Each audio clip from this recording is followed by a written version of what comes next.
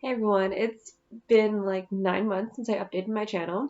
Um, I finally am getting around to it. It's just, I really didn't have the motivation, I didn't have the time and the energy, and I've been dealing with a lot in my real life. It's getting better, it's just been so much.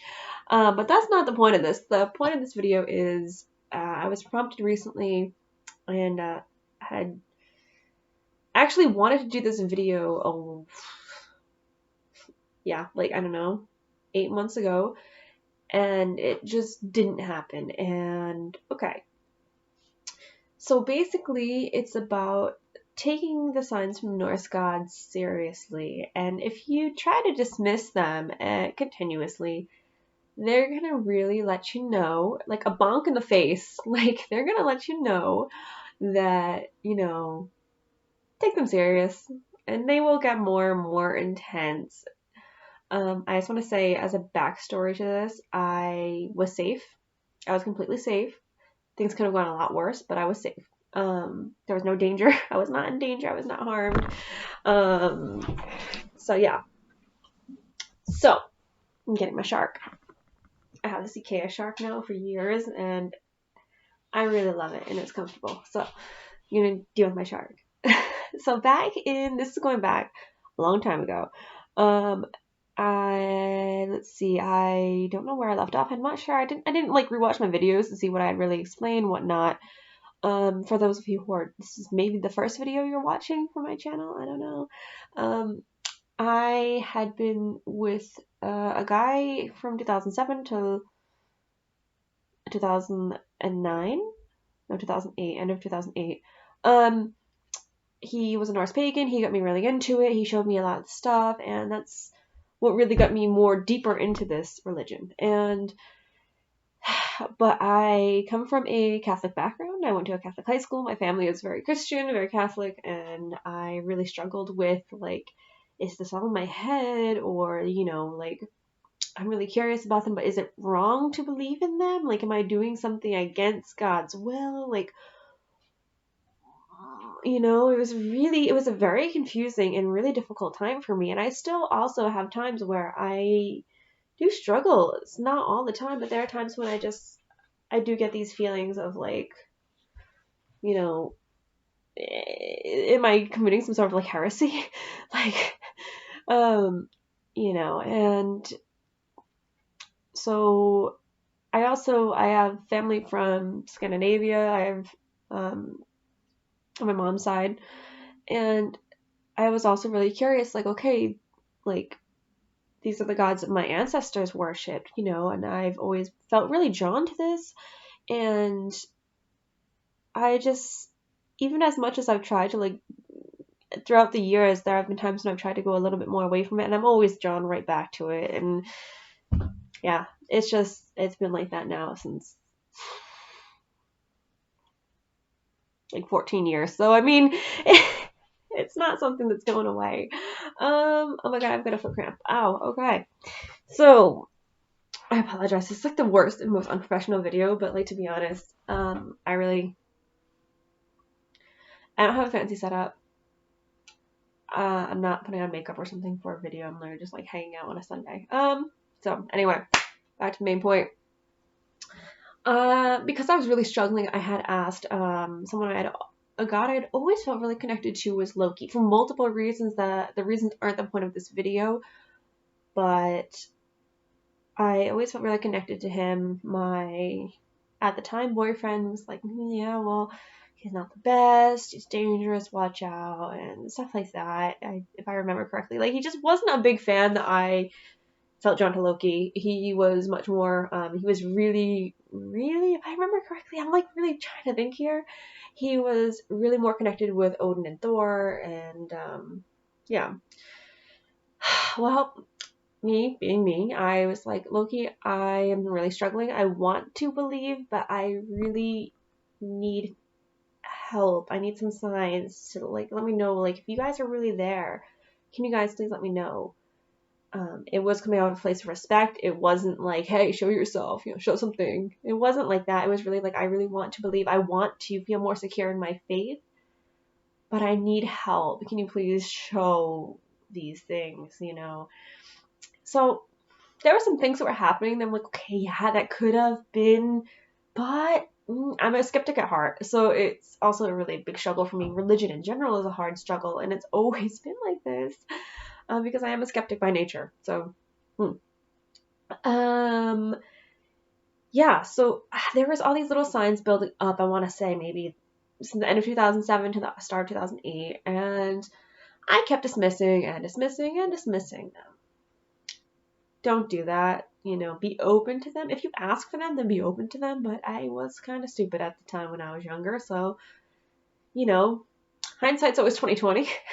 But it's not a big deal. So I have this dream at one point where I go to get some coffee at this place. I used to get coffee there a lot. It was really good. It was in this really cool art district of where I'm from. Really cool area. And in the dream, I have my coffee and I'm going back to my car. And I see Loki, and I knew it was Loki in the dream. Like, I knew it was him. And he had like this like mane of like red wavy kind of curly, just wild hair. And I just knew it was him. And he's like crouching down on my tire, and he just lashes it. And he's like, wow, you asked for some signs, and like this, if I remember correctly, he was like, well, you asked for signs, but you didn't pay attention, and like this is like, you're gonna see, just wait and see, like you get something coming for you. And I'm just like, what? And he runs off. He just bolts down the street like in the dream, and I'm just like, excuse me, like come back, I want some more clarification, come back here, you can't just do this to me, I'm left here in my car. I wake up shook, like, okay. I wake up like this felt like more than a dream. It felt like a premonition. So I'm like, okay, whatever. So I don't even go down to the art district for the whole week. I'm like, I'm not going down there. I saw it happen in my dream. I'm not gonna go down there. I'm not getting my coffee there. I can just go to the coffee place near my house. Not a big deal. Yeah, like that was gonna save me. As you can tell, when I was like 18, like I had some amazing logic. So, one night, maybe like a week later, I was driving back from my boyfriend's place. He lived like an hour away. I had to drive on the highway, whatever. I'm driving back home. My car was a couple months old. I mean, it was a used car. It was my first car. It wasn't brand new, and everything was fine. The inspection was fine. The tires were fine. Everything inside, except for the window. The driver's side window was not really that fine. But everything was okay. And so I'm driving. I had to drive past the street I grew up on. Keep in mind, I grew up in like the middle of nowhere. Like I grew up in the woods on a dead end road. You can say I lived on a street. It was more like a path through the woods. Or into the woods, because it didn't go through anything. It was a one-way street, like not one way, dead end street, not one way. So right after I passed the street that I grew up on, where my grandmother still lived, I hear this loud noise, and my car starts getting a little like shaky-ish, and I pull over to the side immediately with my hazards on. It's like middle of the night. I think it's like 1, maybe 2 in the morning, on like a Thursday or something. I don't remember exactly which day it was anymore, but. And I'm like freaking out, and the first thing that came to my mind was this dream, and I'm like, really? I get out, and my passenger's tire in the front is completely flat. And I'm like, okay, Loki, I'm really sorry. Like, I get it. I don't think I said sorry, but I think it was along the lines of like, message clear. I did apologize later on. Much later on, but I did apologize for my ignorance. But that's another story. And so I'm like 18. I'm like nervous. It's the middle of the night, like close to the woods. There's nothing there. And these people that actually lived across from the street from my grandmother that I had known for a long, long time, because I had used to live with my grandmother. That's where I grew up. And they see me standing out by my car, and I'm like, they get out and they say my name, and I'm like, oh, hey, and I say his name, And he's like, yeah, you know, him and his wife, I don't know what they were doing that night. I think they went to a midnight showing of a movie or something. If I remember correctly, it was a movie.